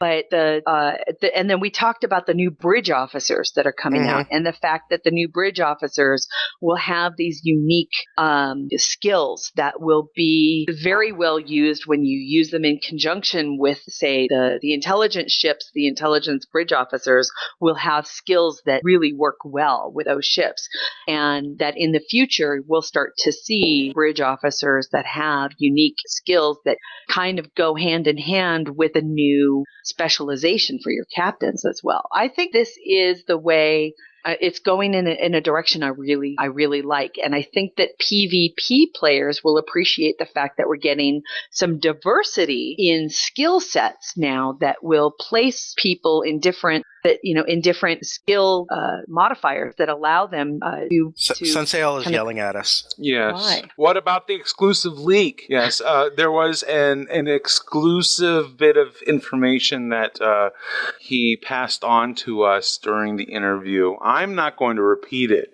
So if you listen to the damn interview. Yeah, if you want to know what it is, listen to the interview and you'll come across it. So it's some interesting news. It'll be on the website probably sometime later next week. So, even if you don't, you'll eventually hear about it. It's actually very good news, and it should help some people kind of chill the fuck out over upgrades. The ship upgrade system. Yeah, you were there. Okay. It was good news, and it was just a clarification of how certain things work. That is really good news. It's really good news. So I go listen to the damn interview. Al brings up a great point. Other MMOs charge an arm and a leg for that. Yeah, the expansion packs themselves, the Legend of Romulus and now Delta Rising, those are things a lot of other MMOs you'd be paying for. And sad to say, but it's kind of true. But it's also fair. I think that they're doing things in a very, very fair way. And some of the things I also liked about the idea, we also talked about, the fact is that, we're getting these if you're getting the Delta pack, you're getting these 3 new bridge officers. And what about people like me who, have a full staff, and how are we going to deal with that?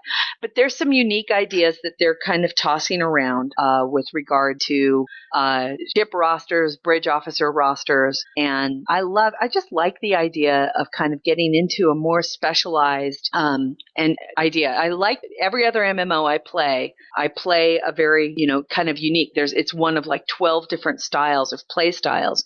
And we've always had like 3, right? The science, the tactical, and the engineering.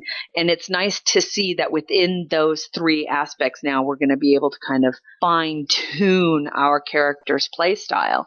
And I think I'm going to, when it comes out, that I think I'm going to probably push Beth towards Commando. He's always been So spec Beth for ground. is going Commando. Beth is going Commando. Did you Didn't not you already see her slap him tweet for to that you? over Twitter? Did you know? She tweeted you about that. Did you know that? No. Beth Riker tweeted you I and missed said, at Gettysburg, I'm going Commando. I saw that. That just made me laugh out loud. People at work just turned and looked at me. Oh, well. Mikey, Yes. what kind of announcements do we have? Starfinder episode 2 is out. We need to talk about Starfinder. Parental guidance is suggested. There was a time, not all that long ago, Aliens stole my daddy. The spork of doom. Eaten by a big nebula. His big gnashing teeth comes right at your throat. Okay, so we end up going time travel, and then you find out that the guy who planted the bomb, he kind of looks like Crazy Harry. You know, the guy who blows stuff up. a boom, boom, boom, iconic villain statement. No, I can't leave you, Slippy. And he's like, no, don't leave me, Star Fox. And I'm like, oh no, but there's a better one out there. Meanwhile, at the Hall of Justice. My name is Kurt. James. Congratulations, you're fully dilated to 10 centimeters. There'd have to be a big Gorn that walks around going, hey, you guys. I know classical French foil. Dressed like Luke wanting to go to Tashi Station. Coat hanger in one hand out the window. Fucking Marv is just recasting Cheers.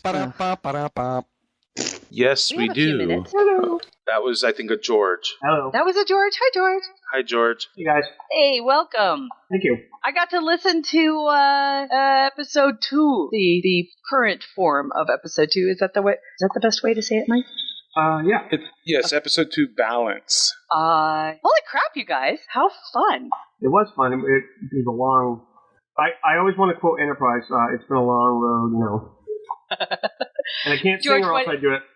Why don't you and Mike explain to our listeners what Starfinder is? Because it's not the typical, it's not the typical unofficial production. This is an audio-only production, is it not? It is. It is an audio drama. Came out last year. It has a very large ensemble cast, including people we all know, like Adrian, who actually has 2 roles in this episode 2. She plays Vulcan Lieutenant Valor, and she filled in for one of the other characters who's normally a Scottish actress, but she was sick and she couldn't record. And people couldn't tell it was her. I thought that was kind of funny. She actually plays some people have said she plays a better Scot than the real Scot, and that's kind of weird. But Starfinder is it's an audio series. It's in the Star Trek Online universe, and it's the captain's an AI. He's an artificial intelligence, but he's a hologram, but he's also a synthetic brain, and that's how he interacts. And his name is Andy. It stands for Artificial Neural Network Version D. And first officer's a Romulan. Her name is Vaihu, and there's a lot of other characters. There's a Vorta on the show. Her and her Jem'Hadar get sanctuary in the first episode, and then And I based that off of the DOF system after the 2800 came out as the explanation for, they had nowhere to go if they followed Kurokon, and they were shunned, and they couldn't go back to the Gamma Quadrant after what happened. So they asked Starfleet, can we work for you? And they said yes. So they come on board in the pilot, and then there's Mako's. I play Sergeant Burns, who's the current after their major died in the pilot.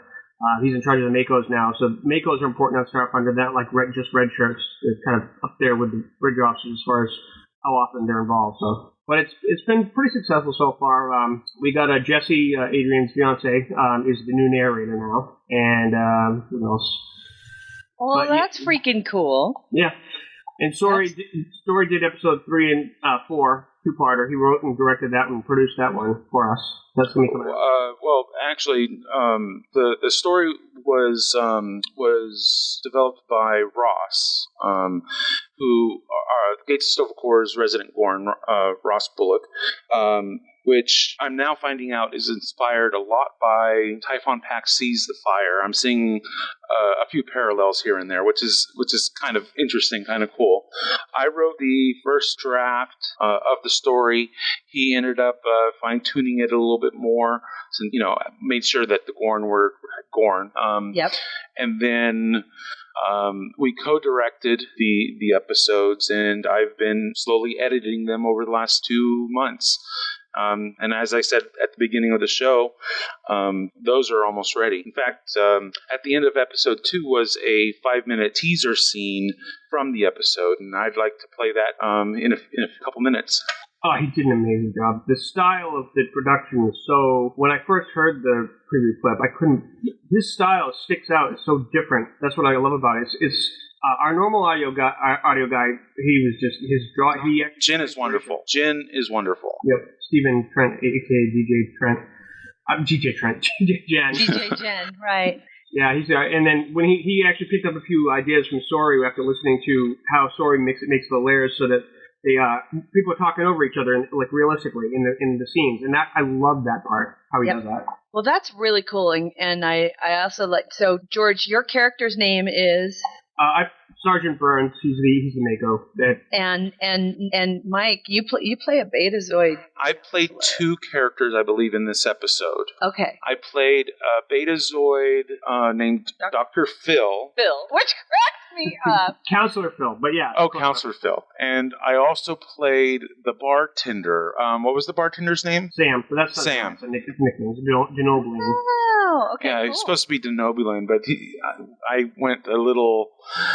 How would you describe it? Excessively happy, I guess. I don't know. I couldn't tell if you were Dracula or no. I'm just kidding. Oh, thanks. I've never claimed to be an actor. Well, why don't you go ahead and play everybody the snippet? Okay. This is a snippet for episode 3. It should be released sometime this year. If it comes out in less than a year, we're ahead of schedule. Yes. So here we go. Next time on Starfinder.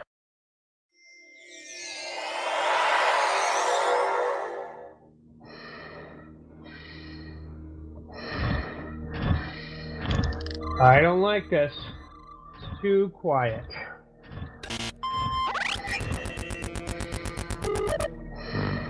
You're right, Zeller. There's something eerie about a quiet Klingon ship. Mr. Burns, you're with me. Have your men secure the deck. You heard the captain. Move out, Makos. Penn, Zeller, why don't you take the engineering team and go get life support working? We've got it covered, Captain. Come on, Zeller, let's go to work.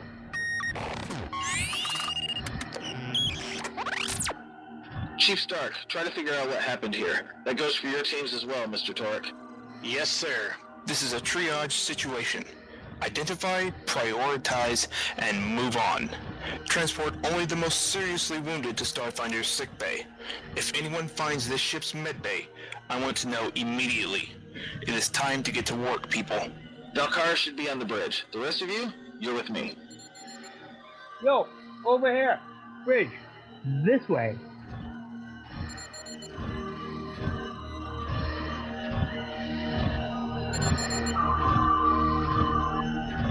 Captain, Zeller has found the problem with the life support.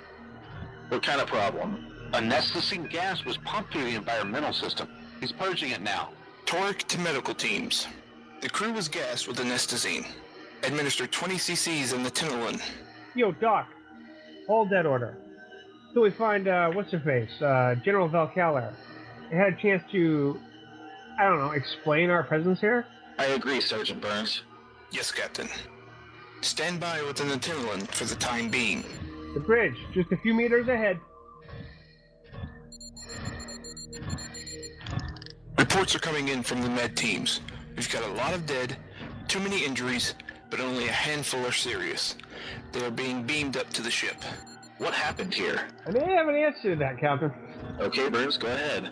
My teams are reporting that there are definite signs of a struggle inside the ship.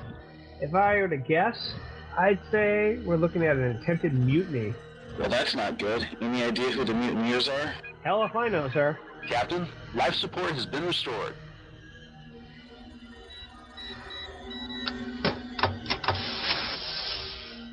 Zeller reports that the Kratik's bird of prey is missing. Well, I think we know where the mutineers went.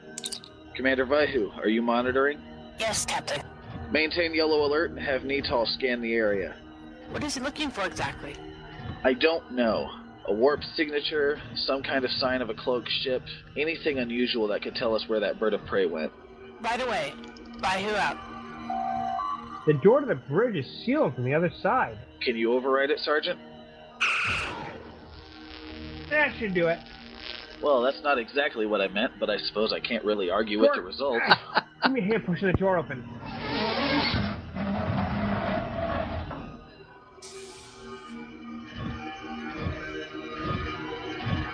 We're clear. Over here, guys. The general and her first officer. Dr. Torek, what's their condition?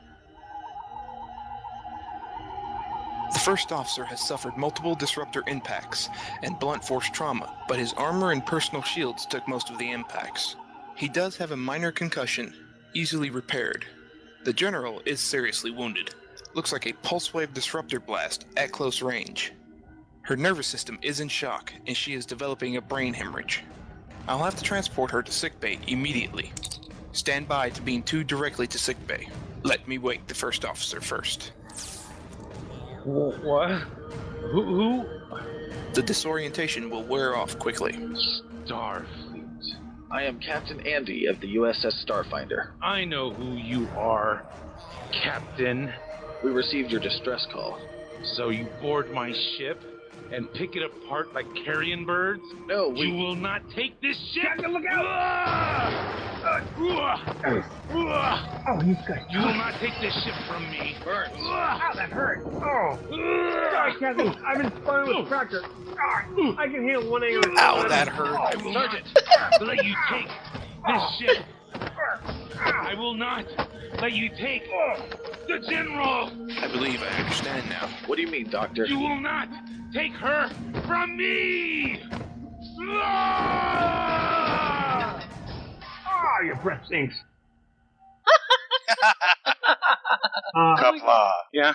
This is why Kronos needs to explode. Oh, wait till you guys hear the General Valcara. She's a different actress than she was in the pilot. She was in the pilot too, but she is such a good actress. Her and Suri have some incredible scenes together. It's just awesome stuff. Oh, you guys, you knocked that one out of the park. That was really fun, and I love the fact that Mike, you can really see the layering on the dialogue and the background and the sound effects. You guys did great. I was going to say the sound effects in the background are amazing. You did great. Thank you. I've been working very, very hard on it, and you can tell. It's wonderful. I think the it's a 2-part episode. It started off as one, but there was just so much story that we had to tell it in 2, and I think it's amazing. So I'm getting ready to start some supplemental content that's going to be released with this series or with these 2 episodes. So once that's done, then we'll release everything, one after the other. So stay tuned. I'll let everyone know when to check it out. Well, congratulations to everybody over at Starfinder. You're really coming together. Yeah. And a busy little beaver production. That's right. When I said that, you know what I thought of? And like Terry and Jessica, you'll probably get this. A Quinn Martin production. And also, and I'm gonna put you on the spot here, Terry, because you said you would anyways. I asked Terry to play Admiral Tanay in a future episode. Terry does have a few small roles, or actually 2 roles in episode 3 and 4. So I'm there. Mm-hmm. I can do a Vulcan, I think. No, there's a sound clip for you. It should be from Ryza. You could do that too. I do have an announcement. Okay. Would you like some Jahama rum? Continue.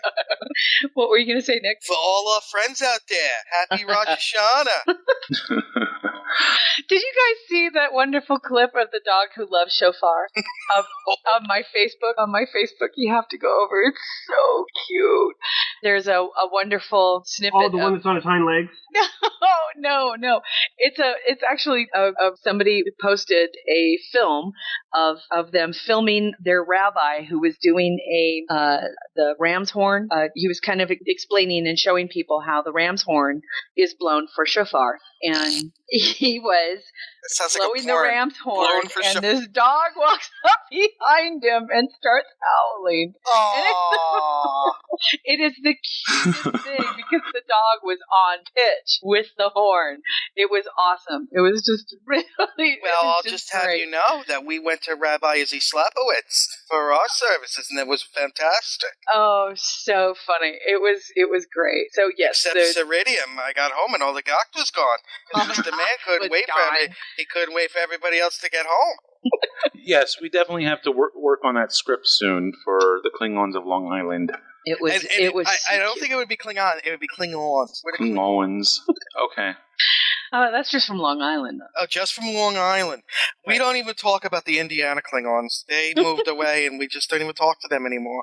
Yeah, I think there definitely has to be a house war between them and the Klingons of Chicago.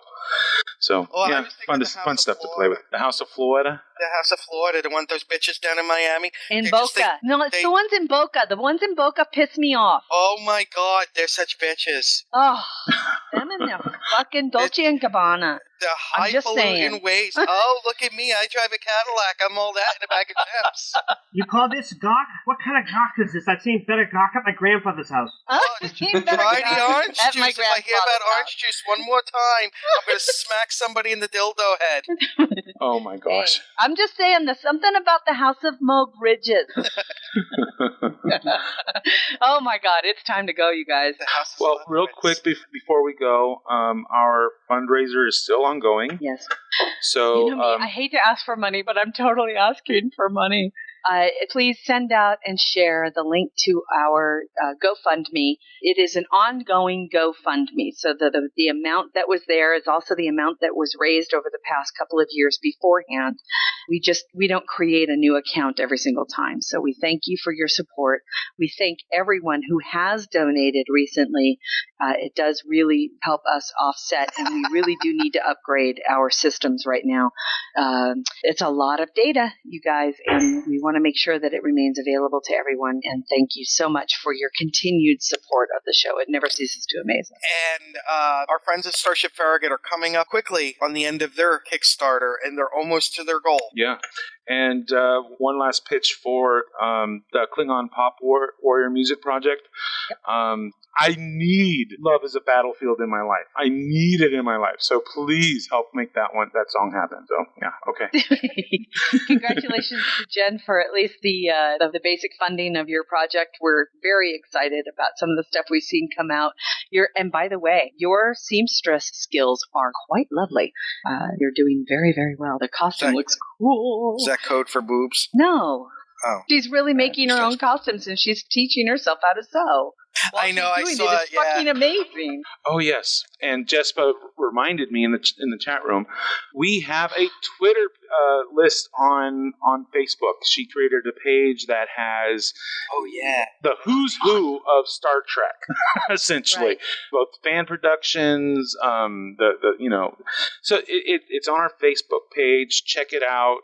Give it a like. If you want to, not on it and you'd like to be added, make sure you let us know for all your stalking needs. Go to our for all of your stalking needs. The G&T Show Trek list, Twitter Trek list. Say that 10 times fast, right? Look at us, we're enablers for some criminal activity. And Cushy, I do hope you don't mind that I made Captain Cushman wish he had a holographic date. It just hit me. I threw him in there. What? I made Cushman Zada a character in Heritage. I had to. I was going nuts. I needed a fourth person for this book, and I needed somebody who would have worked in Starfleet intelligence, and I needed another character to make a whole damn fucking thing work right. And I just sat down one day and I went, holy crap, Captain Cushman works fine. So I created this character. It makes everything fall into place. And it's unfortunate because of the situation that Captain Cushman is in. He's kind of cloistered. He's not allowed to kind of leave. He's stuck. And so he hasn't had a date in a long time. I feel bad for him. Yeah, it worked once we threw out the That's why there's the holodeck. And that's what I said. He there's a line where he makes a joke about he's kind of so desperate he would have a date with a holodeck, a holographic backlit. Well, that's what. One last thing, I want to personally thank Jespa for live tweeting our show once again, as well as for all of her hard work. She's in school, so she's balancing that plus the headaches that we throw her with our show, and yet she keeps coming back. She's such a trooper. Thank you, Jespa. We love you. We can't thank you enough, and I'm so glad that you put that on LinkedIn too, because I will recommend the hell out of you, and I'm just so excited that your volunteer work for us is just amazing, and we can't thank you enough. It's been remarkable. Yeah, and, she's not. She does know she's locked in now for life, right? She doesn't know that. Don't scare her away. She's not done Don't yet. Don't you think when we put the chip in her, that would have been a kind of a clue? I told her it was a vaccination. Oh, my bad. You just ruined everything. George, thank you for joining us. Thank you Steve, for having me. thank you for joining us. I know I need to talk to you after the show so we can get you some money so we can get you something to record with. And we'll next weekend is Destination Star Trek London, correct? Yes, it is. Holy crap. 3rd, 4th, and 5th of October. Oh, yay. So tune in next week for episode 159. That will be, Wait. oh my God, the end of it. I thought this was 160. No, this is 158. No, you're right. It's 159 because I missed last week. Holy crap, I numbered it wrong. So 159 would have been last week. So you're right. This is 160. So next week will be 161. We have too many episodes. Well, I named it now at the beginning of this episode. I misnumbered it then. So I can always do another intro, but I'm not gonna. No problem. Well, thank you, everybody. See you next week. Professionalism, Joe Luttrow. All right, we're clear. Okay, I got an email. Music for the GNT show is provided by Warp 11, Grethor, 5-Year Mission, and Andrew Allen's Smooth Federation. GNT Show is a Busy Little Beaver production. Gonna take a 5-year tour. Boldly go where no man's gone before. Gonna travel to the end and make new friends. Move ahead, walk back to 10.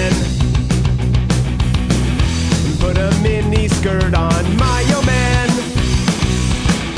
Represent the human race. And we make space a happy place. To boldly go where no man's gone before. I think I sang that line once before, but I'm not too sure. We'll be so happy, can't you see? A zero-G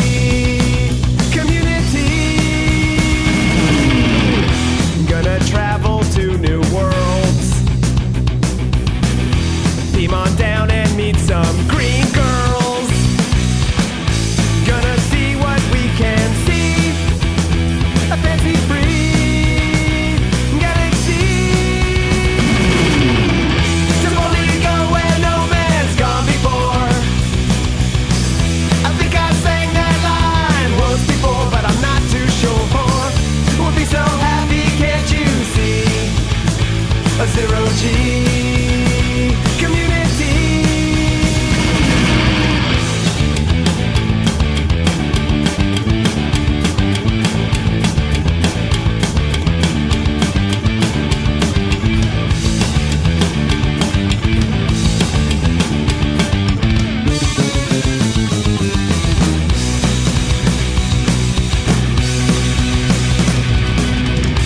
Come and take a tour with me.